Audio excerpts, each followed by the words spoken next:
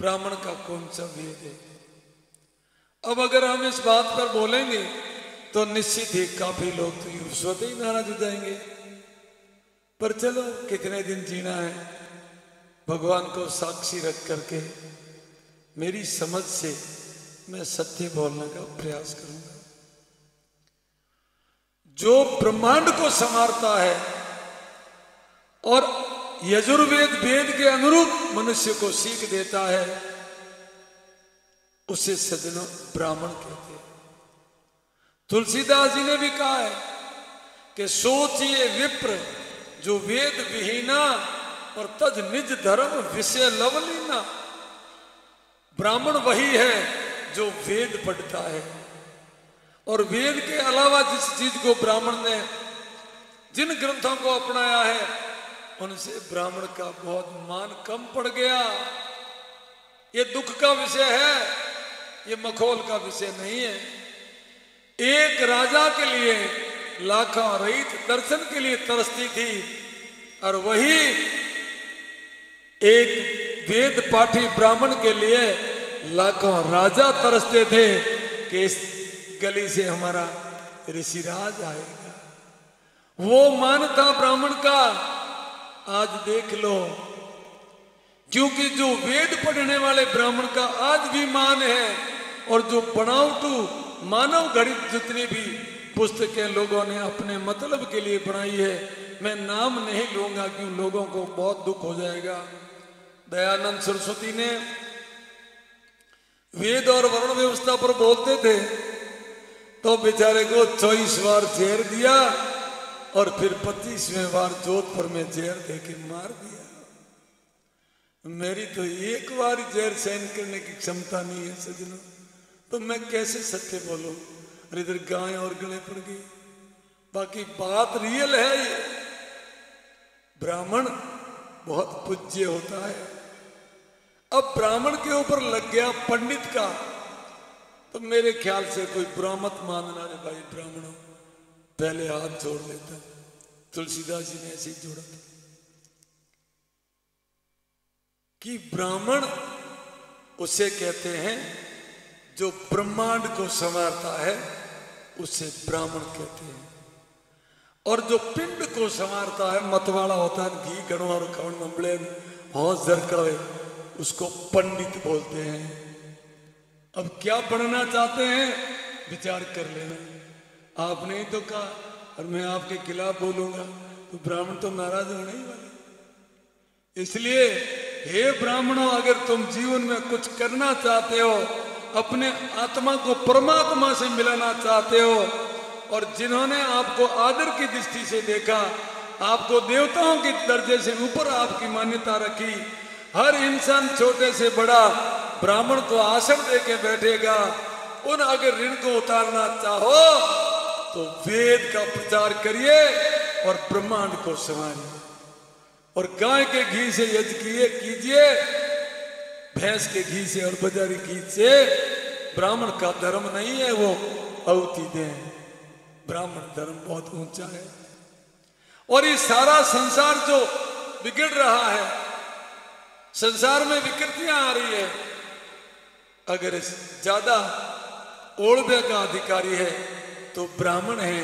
क्योंकि हम सब ब्राह्मण के आदेश की पालना करते रहे और आगे भी करने की उम्मीद रखते हैं। लेकिन तनिक होश में आइए और वेद का प्रचार कीजिए। एक बात, अब आपने जाति का बोला, अब जाति अगर खंडन करूं या जाति का क्या कहूं, जातिवाद भी कहां से शुरू हुआ? ये तो वर्ण व्यवस्था थी। ब्राह्मण एक वर्ण व्यवस्था के आधार पर आता है। वर्ण व्यवस्था क्षत्रिय की। देखो ये बातें कब कह सकते हैं, 2 घंटे में पूरी हो सकती है क्या? क्षत्रिय किसको कहते हैं? जो क्षय नाम नाश का, त्रय नाम ताप का, त्रय तापों का जो क्षय करता है उन्हें क्षत्रिय कहते हैं। क्षत्रिय कभी कामी नहीं होता था, सिर्फ कर्तव्य का पालन। संसार की उत्पत्ति राजा तो एक पुत्र का ज्यादा मान करता था कि जो ज्येष्ठ पुत्र है वो राजा कहता मैं प्रभु एक दे देना और मैं मेरी प्रजा के पालन के लिए बस मेरा अंश, मेरे संस्कार, मेरे पूर्वजों का पुण्य वो इन बच्चे के साथ रहेगा ताकि वो प्रजा का ठीक ढंग से पालन करेगा। तो वो कामी नहीं होगा क्योंकि उन्होंने खुद ने, बाप ने अगर पूर्ण रूप से मर्यादा का पालन किया तो उनका पुत्र भी कभी मर्यादाहीन नहीं हो सकता। और कहते हैं ना, गई बाजरी बड़गी झोले, गयो पूत सो हमो बोले, गई नार सो घर घर डोले, गयो राजा रहित में डोले। ये सब गए हुए के निशान हैं। तो राजा को, प्रजा को अपने पुत्र और पुत्रियों से ज्यादा प्रिय रखना चाहिए। तभी तो कहा था, सोचिए क्षत्रिय जो नीति न जाना, जिन्हें प्रिय प्रजा न प्राण समाना। क्षत्रिय वो है जिनको प्रजा प्राणों से प्रिय है। धमकियां देने के लिए क्षत्रिय का धर्म नहीं, तलवार उपरांगने का क्षत्रिय का धर्म नहीं। सजना माफ करना, अगर कोई क्षत्रिय होटल पे जाकर के और बेचारे अनाथ गरीब टुकड़ा तोड़ने वाले के ठीकर तोड़ देते हैं दारू पी के, ये कोई क्षत्रिय धर्म है? क्षत्रिय बचाने के लिए होता है, मारने के लिए नहीं होता। क्षत्रिय धर्म का निर्वाह करने के लिए ब्राह्मण उसको सीख देता था। राजन आप गद्दी पर विराजिए और कर्तव्य का पालन कीजिए, पर ध्यान रखना राजन, अहिंसा का पालन करना ये तुम्हारा धर्म है। क्षत्रिय को संकल्प करवा के और राजा को तलवार क्षत्रिय को पकड़ा था। और ब्राह्मण कहा, अभी तो आपने कहा कि अहिंसा का पालन करना ब्राह्मण देव, मैं बताओ कैसे अहिंसा का पालन करूंगा? तलवार पकड़ा रहे हो? हाँ, हे राजन तुम्हें अहिंसा का पालन करना है और मैं तुम्हें तलवार पकड़ा रहा हूं। क्या करूं तलवार का? ये प्रजा के रक्षा के लिए तुम्हें तलवार रखनी है, 24 घंटा पास में रखना। कोई भी तेरी प्रजा को अंततः सताए नहीं, दुख ना दे, कोई अधर्मी नगर में न घुस जाए और समाज के साथ कोई कुठाघात न कर दे, ऐसों को पनाह नहीं देना। उनके लिए हे राजन तुम्हें तलवार उठानी पड़े तो वो हिंसा नहीं है, वो अहिंसा का पालन करना है। तुम्हें मारने के लिए नहीं, प्रजा को बचाने के लिए तलवार उठाना है, तब तक तुम्हारे को कोई पाप नहीं लगेगा। लेकिन हे क्षत्रिय, बकरियां मत बांटो रे। क्षत्रिय और पाप करे, क्या बात करते? राठौड़ी खाना, राठौड़ी बकरा खाओ तो राठौड़ी कोई बढ़िया था कहे। राठौड़ों का वो काम था जो प्रजा का पालक थे, प्रजा पर दया करते थे, प्रजा की रक्षा करते थे। ये कोई बात हुई? इसलिए क्षत्रिय धर्म बहुत ऊंचा है। एक बात बताऊं, शरीर में भी विभाजन हुआ है कि ये मस्तक है, ये ब्राह्मण है, भुजाएं क्षत्रिय है, उद्र है, ये वैश्य है, और चरण जो है ये शूद्र है। ये 4 विभाजन किया। तो क्षत्रिय कितनी ऊंची चीज है। हाथ से खेती करेगा, उपार्जन का साधन भी करेगा, फिर वो हाथ से अवेरेगा, हाथ से पीसेगा, हाथ से गड़ेगा और हाथ से खिलाएगा। अगर सिर दर्द है तो हाथ पहुंचेगा, पेट दर्द है तो हाथ पहुंचेगा, और पैर में कांटा पड़ गया तो भी हाथ निकालेगा। क्षत्रिय इतना ऊंचा है कि पूरे ब्रह्मांड की रक्षा करना क्षत्रिय का धर्म है। वो क्षत्रिय ये धर्म है कि प्रजा का पालन करे, धरती बचाओ। धरती की रक्षा क्षत्रिय क्या करेगा? धरती तो है जहां है, लेकिन नहीं, धरती की रक्षा क्षत्रिय करता था। कि धरती के ऊपर पाप हो गया, अत्याचार बढ़ गया, तो धरती रसातल में चले जाएगी और प्रलय आ जाएगा। इसलिए क्षत्रिय तलवार रखता था, अधर्मी को मारना धर्म है। ये धर्म भगवान कृष्ण ने भी निभाया। कहा अर्जुन ये आतताई है, तुम इसको मार। अर्जुन ने कहा केशव मेरे पितामह, मेरे गुरुदेव, गुरु भाई, चाचा, मामा, ताऊ, पोता, बेटा, सारे बरादरी को मैं तलवार से तीर से मारूं? हे अर्जुन तू क्षत्रिय है, तेरा कोई रिश्तेदार नहीं है, तेरा संबंध ऋग्वेद कहता है केवल परमात्मा से है, और तुम्हें वेद के अनुरूप धर्म की रक्षा के लिए शस्त्र चलाना होगा। ये अधर्मी है, न कोई तेरे हैं न कोई मेरे हैं। ये कृष्ण क्षत्रियों को सीख दे के गया है। क्या क्षत्रिय के बारे में बोले? बोलो, बुरा लगेगा? सीख यही थी, अधर्मी को मारना तेरा धर्म है। ये कृष्ण भगवान ने कहा है। अगर आप भगवान मानते हो तो पूर्ण बात को मान लीजिए, अधर्मी को मारना धर्म है। और अपन जय नहीं बोलते, धर्म की जय हो, अधर्म का नाश हो। हे भाई लोगों, मुंह से बोलते हैं अधर्म का नाश और फिर भी अधर्म करेंगे, तो फिर जय कैसे होगी? जीत कैसे होगी? सुखी कैसे रहोगे? अधर्म के पक्ष में जो खड़ा होता है उनकी हार निश्चित है। जो भीष्म जैसा संसार में कोई पैदा नहीं हुआ, कर्ण जैसा महारथी ऐसी धरती अब जनेगी। वो कर्ण जैसे और भीष्म जैसे महारथी, द्रोण, अश्वत्थामा, ऐसे तो कई वीर सब धराशायी हो गए, क्योंकि अधर्म के पक्ष में थे।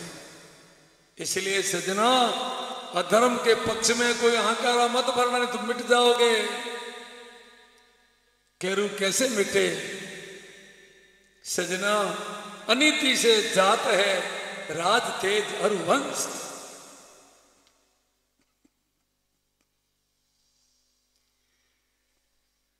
तीनों ही ताड़ा दे गए, केरू और रावण कंस, तीनों के पीछे कुछ नहीं बचा। पांडु परमात्मा की भक्ति करने चले गए, जीत का डंका बजा के गए, कृष्ण उसके साथ में रहा। फिर भी दुनिया ने बहुत कोशिश की अश्वत्थामा ने प्रोग्राम बनाया कि अभिमन्यु के गर्भ है, उसकी पत्नी के गर्भ में एक बालक पनप रहा है, उसको भी मार दे ताकि पांडवों का भी सफाया हो जाए। लेकिन कोई दुनिया लटक जाए, कोई वरदानी लटक जाए, कोई कितना ही प्रयास करे, धर्म को कोई दबा नहीं सकता, अधर्म को कोई बचा नहीं सकता। कुछ नहीं हुआ, वो अभिमन्यु जिंदा रहा।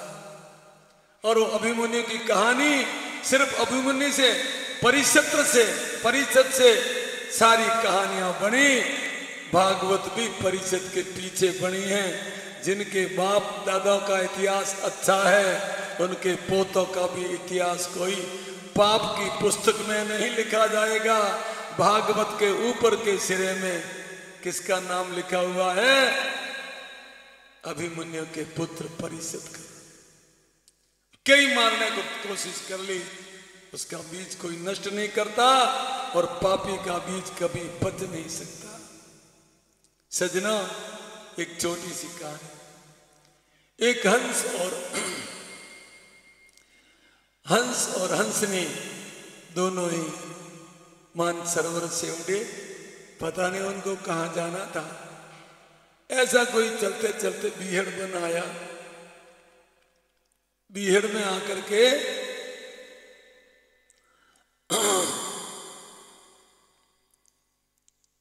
रात रुकने का प्रयास किया, लेकिन रुकने नहीं मिला। बैठे कहाँ, रुक नहीं। कहा देवी आज तो गजब हो गया, कैसे अभागे देश में आ गए, इसमें इस देश में इतना कहाँ पाप है, इतना क्या है, एक भी वृक्ष नहीं पनपा। हाय हाय हाय, ये वीरान, ये ऋण उखर में आके हम घुस गए। क्या पाप किया था जो आज की यात्रा हमें इस अपराधी देश में करनी पड़ गई। फिर भी चलते चलते एक डंकरिया आया और डंकरिए के ऊपर बैठ गए। रात को नींद लेने का प्रयास किया, लेकिन गग्गू राजा के तो दिन सूर्य अस्त होता है तो उनके सूर्य उदय हो जाता है। अब उनकी तो रात आई, उनका तो सूर्य उदय तभी हुआ, क्योंकि उसको दिन को दिखता नहीं। उनका कर्म ऐसा ही है, ऐसे ही तो लोग रहेंगे, तमचर लोग ही वहां। अब उसको आंखों से देखता नहीं दिन को।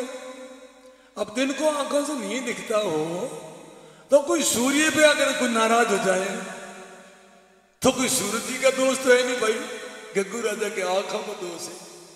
अब अपन कोई सत्य किसी को बात कहे और कोई नाराज हो जाए तो उनकी मर्जी, अपन उसका क्या करेंगे। तो कारे देवी गजब हो गया। दिन भर तो तड़पे, पानी मिला नहीं, रात को रात रुकने का प्रयास किया तो ये अभागे अब ये नींद नहीं लेने देगा ये। भाई चलो आज दिन ऐसा ही निकल गया।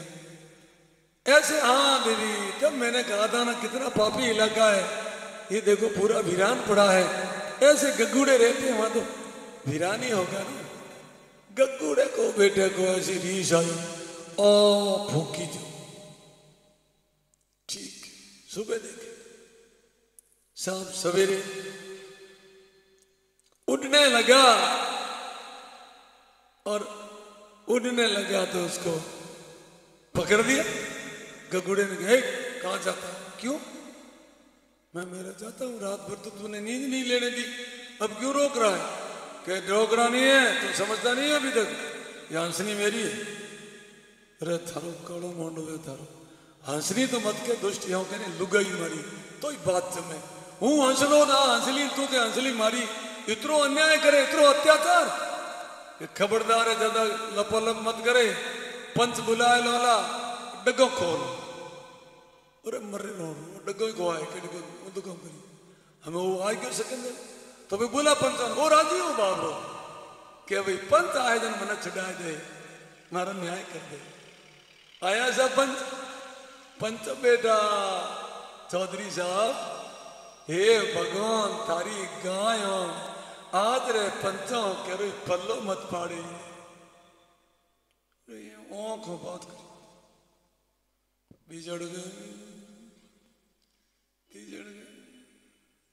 इशारा करी, बोले को नहीं, इशारा इशारा बात जाए बात की नहीं होड़ो रे बोइडो हो ओ गग्गूड़ो तरो और हंसलो तो जाए लो अपने हंसले गर्ज को तो कहते को नहीं रही हंसली तो भाई गग्गूड़े बात तो अच्छी पंचो बात तो अच्छी। ए हंसला हाँ हंसली है गग्गूड़े री दे ही ना। अरे थोड़ी पाखा थड़ जाओ रे हंसलो ही कौन मारी लुगाई कौन दे और न्याय एडो करो उन तो घणो लपालप मत करे। चलो ला रे ये हंसले डगो खोल और हमारे हंसले देखे रोड डगो खोल मरी आज पता ही हंसली ना ले जाए तो डगो ही खोहा है उनको दे काम क्या करो आ राखो भाई हंसली हंसलो तो हो रहा।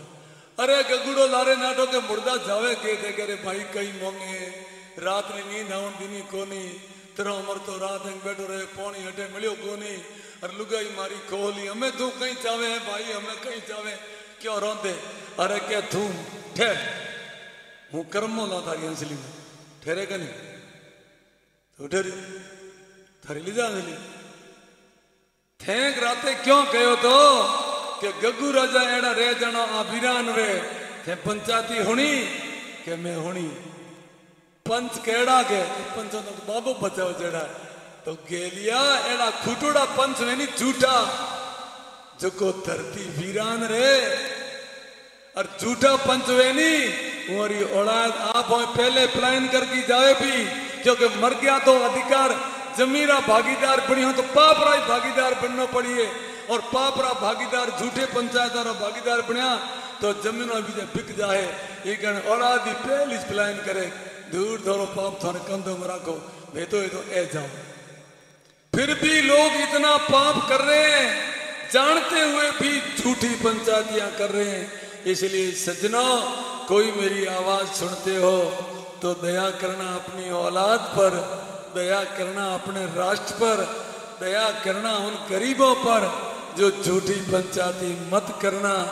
झूठी पंचायती करने से अनर्थ होता है, अन्याय बहुत बुरा होता है। तभी मैंने कहा अनीति से जात है राज तेज अरुवंश, तीनों ही ताड़ा दे गए कैरु रोमन और कंस। तो क्षत्रिय का धर्म है कि न्याय पर चले, न्याय का पाठ पढ़ाएं और न्याय के पक्ष में, धर्म के पक्ष में शस्त्र उठाएं, अधर्मी को मारे चाहे कोई हो। ये भगवान कृष्ण का सीख है। इसलिए लोग गीता को पढ़ना नहीं चाहते, क्यों? गीता ने कटक्ष कहा है, सत्य कहा है कि भाई पाप का परिणाम बुरा होगा। इसलिए गीता तो कोई छानी छानी बूढ़े ठाटे पढ़ते। गीता में कृष्ण ने सत्य कहा है कि क्षत्रिय धर्म का ये कर्तव्य है। और कामी नहीं होता था क्षत्रिय, क्रोधी नहीं होता था और लोभी नहीं होता था। क्षत्रिय धर्म का निर्वाह मैंने बताया कृष्ण ने किया। कृष्ण ने कोई अपनी भागीदारी नहीं निभाई, केवल यही कहा कैरवों का और पांडवों की लड़ाई है, धार्मिक पांडु है, ये राज पांडु भोगेंगे, मुझे कोई इसका हक नहीं है। और ये की बात ये बात राम ने की, लक्ष्मण गुस्से में खड़ा हो जाता था। राम कहता लक्ष्मण तू क्षत्रिय है, एकदम कैसे भबक रहा है तू? अरे क्षत्रिय बड़े गंभीर होते हैं, ऐसे गुस्सा नहीं आता। तो राम कभी क्रोधित नहीं हुआ। और अगर राम कामी होता तो एक क्या 1000 सीताएं और मिल जाती। सीता तो पृथ्वी में प्रवेश कर गई, लेकिन राम ने कहा मेरी एक ही सीता मेरी पत्नी थी, बाकी सारा संसार मेरी मां है। ये क्षत्रिय धर्म है। मैं मेरे बेटों के ऊपर मुहिमा नहीं लाऊंगा, मैं क्षत्रिय हूं। किसको पग चांपड़ी दोरी लगती थी? बहुत सुंदर से सुंदर राम को देने को तैयार थे और पग दबाते, राम सोता सोता देखता रहता, लेकिन वो क्षत्रिय था। अधर्म नहीं करूंगा। 2 तीसरा, अगर लोभी होता तो सोने की लंका मिल गई, रावण को मार दिया और भाई लक्ष्मण को नहीं देता। लेकिन नहीं, लक्ष्मण अपन क्षत्रिय है, अपन लोभी नहीं है, अपन राज के दीकरे नहीं है, अपन क्षत्रिय हैं। अपनी बल और बुद्धि के पराक्रम से जहां भी जाएंगे वहां प्रजा के दिलों पे राज करेंगे। और जिनको दिलों पे राज करना नहीं आता है वो राजा है ही नहीं, है ही नहीं। तलवार के बल से कोई राज होता है क्या? और किया तो कितने दिन रहा। आज भी रोती है जब समाज के कभी राम राज आए। राम को लोग सिमरते हैं, ईश्वर का नाम ओम है, लेकिन करे क्या? राम का नाम लेने के लिए दुनिया मजबूर है कि राम को भूले कैसे। वह हमारे दिलों पर जगह कर गया। हम राम राम करेंगे, ओम सुन ले। ये थी परीक्षा। और क्षत्रिय के आगे क्षत्रिय लगता था, सिंह नहीं लगता था। ये मुगलों ने षड्यंत्र हमारे क्षत्रिय धर्म के ऊपर किया। जिनके आगे गोरखा लगता था उनके आगे सिंह की उपाधि लगाई। ये भी विकृति विधर्मियों ने पैदा की। और गाय के साथ क्षत्रिय का बहुत संबंध था, प्रेम था। जब तक क्षत्रियों का राज रहा तब तक इस भूमि पर गाय को दुखी होने का कभी अवसर नहीं आया। बड़े सम्मान से रहती थी धेनु में और बहुत सुखी रहती थी। हमारा प्रत्येक नागरिक निर्भीकता से विचरण करता था, गौ माताओं को चराता था। लेकिन हमारा दुर्भाग्य, क्षत्रिय अपने धर्म को धीरे धीरे भूलता गया, विधर्मियों की बात सुनता गया, आपस में फीट फूट होती गई और क्षत्रिय धर्म। सज्जनों, ये भी याद रखने जैसी बात है कि एक दिन देश को क्षत्रियों की जरूरत पड़ेगी। ये बनावट 4 दिन कुछ नहीं रहेगा। जब खाक बुके बजेगी, दुनिया को मौत सामने दिखेगी, दौड़ के क्षत्रिय के शरण में जाएगा और फिर भी उन्हीं का वंश जैसा भी मानो, भोला हो चाहे कैसा भी हो, वो रक्षा करने के लिए खड़ा हो जाएगा, दूसरा नहीं। और ये मशीनें, ट्रैक्टर, ये सब चकाचौंध जो दिखता है, वो एक दिन ऐसी अग्नि पड़ेगी, 51% से ऊपर अग्नि पड़ेगी तो सारी मशीनरी की सारी ये वायरिंग जल जाएगी। तो ये लाइट है, ये सब जितनी मशीनरी है, ये कलयुग की शुरुआत ही नाश के कारण है। जो ये कल से चलने वाली मशीनरी, इसका परिणाम लोगों ने ध्यान नहीं दिया, इसलिए मशीनरी एक दिन बहुत कुठाघात करने वाली है। ऐसे कई कोरोना जैसे बीमारियां पैदा करेंगे और अंत में गर्मी बढ़ेगी। तो ऐसे वैज्ञानिकों का मानना है कि ज्यादा गर्मी में वायर रहेंगे नहीं, लोग गड़ जाएगा। उस दिन गाय की जरूरत रहेगी, उस दिन गाय की पूजा होगी, गाय के लिए लोगों को सिक पैदा होगी। पर समय जा रहा है, बाद में बचेगी कि नहीं बचेगी, इसलिए आज भी समय है। सज्जनों, ये दोनों ही परंपरा से पूज्य रहे हैं। त्रेता युग में क्षत्रिय और गाय पूज्य रहा, द्वापर में क्षत्रिय और गाय पूज्य रहा, और सतयुग में क्षत्रिय और गाय पूज्य रहा। और आगे भी एक समय ऐसा आएगा जहां गाय और क्षत्रिय की गरज रहेगी।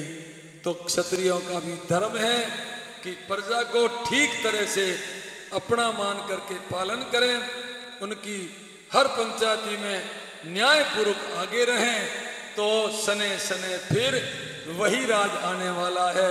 इसलिए निराश होने की जरूरत नहीं है। अगर निराशिता है तो एक चीज की है कि वो अपने स्वभावों को बदल दें, वो मदिरा और मौस का परित्याग कर दें, प्रजा के साथ क्रूरता न करें। तो क्षत्रियों, ये धरती सोनी है, प्रजा रो रही है, कोई हमारे देश में राम जैसा पैदा हो, और राम जैसा पैदा कोई न कोई क्षत्रियाणी करेगी और हमारे देश को फिर से बाल करेगी, अमन चैन आएगा, राम राज आएगा। ये है क्षत्रिय धर्म। क्षत्रिय धर्म की कोई बात पूरी नहीं हो सकती, बहुत ऊंची चीज है, बहुत ऊंची चीज है। और वो क्षत्रियों को जो बनाने वाले हैं वो ब्राह्मण हैं, जिन्होंने अच्छी राय दी। पुरोहित क्षत्रियों को सीख देते थे, पुरोहित क्षत्रियों के उपकार के लिए खुले खुले बोलते थे, हे राजन, पाप से पश्चाताप करना पड़ेगा, मत करो। और अनर्गल जो ग्रंथों की आविष्कार हुआ, तब पुरोहितों ने विरोध किया कि झूठे ग्रंथ मत मान्यता मत दो, नहीं तो देश का पतन हो जाएगा। नहीं मानी तो पुरोहितों ने छोड़ दिया कि हम तुम्हारे न आने वाले हैं, न हम तुम्हें बतलाएंगे, न मैं बतलाना। तो पुरोहितों का रीसना रहा कई सालों तक, कई सदियों तक, और क्षत्रिय बहुत दुखी हुए, परेशान हुए। पता लग गया कि बहुत बुरा हो रहा, ब्राह्मण नाराज हो गए। सच्चे ब्राह्मण थे पुरोहित, जिसको आज उपाधि दी गई है। राजाओं ने बुलाया, कहा आप कम से कम हमसे बात तो करो। हुआ सो हुआ। हम आज जहां आप बैठे हो वहां के आपको जागीरदार बनाते हैं। आपकी भूमि पर हम दान नहीं लेंगे और आज पुरोहित नहीं, आज से आप राज पुरोहित हो जाओगे। तो राज पुरोहितों को उपाधि दी, लेकिन वो जो टाइम था झूठे ग्रंथों के प्रचार से क्षत्रियों में जो गिरावट आई, फूट पड़ी, वो तो सजा भोगनी पड़ी। लेकिन पुरोहितों ने गुस्सा किया सिर्फ इस बात का था कि आप गलत धारा को मत पकड़ो, तुम्हारी परंपरा से राज रहा है, सत्य को स्वीकार करो, मिथ्या बातों में मत फंसो। फिर भी नहीं मानी तो पुरोहितों के वंश में एक महान प्रतापी इसी भूमि पर एक महापुरुष पैदा हुए, खेतेश्वर जी। उन्होंने थोड़ी थोड़ी जो धूली आई हुई थी, भूरे पड़े हुए थे, वो एक मिनट में झटक दी और कहा खड़े हो जाओ, बकरियां भेड़ा फेंक दो, तुम ये खिलोरी नहीं हो, तुम इस संसार को तुमने खुशहाल किया था। हे ब्राह्मणों, चप्पा चप्पा देश का नहीं विश्व का तुमने छान मारा था और तुमने व्यवस्था बनाई थी देश में। उस व्यवस्था का पुण्य तुम्हारे पास अभी भी है और तुम अच्छे काम में लगो, जाओ धंधा करो, तुम्हारे कोई कमी नहीं रहेगी। और खेतेश्वर जी के बाद पुरोहितों का बहुत हित हुआ, न्याल हो गए। ये ब्राह्मण धर्म है। इसलिए ब्राह्मण वही है जो वेद को मानता है। ये हुआ ब्राह्मण और क्षत्रिय का थोड़ा थोड़ा संकेत। और वयस वर्ण व्यवस्था के हिसाब से एक भी कम नहीं है, सबकी बड़ी मान्यता है। बाकी ये सब इसके साथ आ जाते हैं। कई ब्राह्मणों में हजारों, आज जिसको जातियां कहते हैं वो उसमें ही थे, उनमें से टुकड़े करके व्यवस्था चली गई। उसका नाम है ब्राह्मण देवता जाति रही, वो व्यवस्था जाति रही, उसका नाम है जाति। वरुण व्यवस्था, व्यवस्था का महात्म्य वर्तमान में कैसे जीना, ये वरुण व्यवस्था कहती थी। जाति मतलब कई लोग ऐसे। फरसा अवतार का जन्म हुआ, क्षत्रियों ने गाय के साथ कुटाघात किया शेषबाहु ने, तो उनको क्रोध आया। कोई क्षत्रिय मिलता तो तलवार चला देता, फरसा चला देता। तो सारे क्षत्रिय थे, जो देखा कि अपने तो गलती तो की नहीं, अपने पास कोई राज ही नहीं है, अपने को क्यों मारे भाई, क्षत्रिय कह के राजपूत कह के, तो क्या करें। तो उन्होंने कहा बाप जी मैं तो किसान हूं, तो जा हट, मैं तो किसान हूं कि जा हट। और यूं किया कि जाट समाज का आविष्कार हुआ और उन्होंने खेती की और अपने जीवन बसर किए और दुनिया को अन्न पे दिया। कोई भी, उनको भी अगर किसी ने शूद्र कह दिया तो अब तो समझ की कमी थी, शूद्र बिना तो जीवन ही नहीं है। फिर भी इसको समझना जरूरी था कि इसमें मतभेद नहीं होना चाहिए था। यज्ञ के 4 कुएं हैं, चारों पे, एक पे ब्राह्मण बैठेगा, एक पे क्षत्रिय बैठेगा, एक पर वैश्य बैठेगा और एक पर शूद्र बैठेगा। वो चारों ही हमारे भाई थे। मानव था। मनुष्य की 2 जाति कहां से हुई? मनुष्य एक जाति है, एक स्त्री और पुरुष। किसी भी बिरादरी का, किसी भी धर्म का, किसी भी देश का साथ रहेगा तो उनके वंश बढ़ेगा, क्योंकि जाति एक है, 2 है ही नहीं। लोगों ने बढ़ाई, जाति मतभेद किया और मनुष्य टूट गए। जातियों के आविष्कार से देश के टुकड़े टुकड़े हो गए, लोग अलग अलग हो गया। और आज की राजनीति तो इतनी ऐसी हो गई कि जाति के बलबूते पे चाहे उसको कुछ नहीं आता हो तो वो राज करेगा। क्यों? कि जाति के पक्ष में जाति वोट उसको देगी। देखना ये चाहिए कि राष्ट्र की रक्षा कौन कर सकता है, धर्म की रक्षा कौन कर सकता है, सत्यवादी कौन है, प्रजा के साथ न्याय कौन करेगा।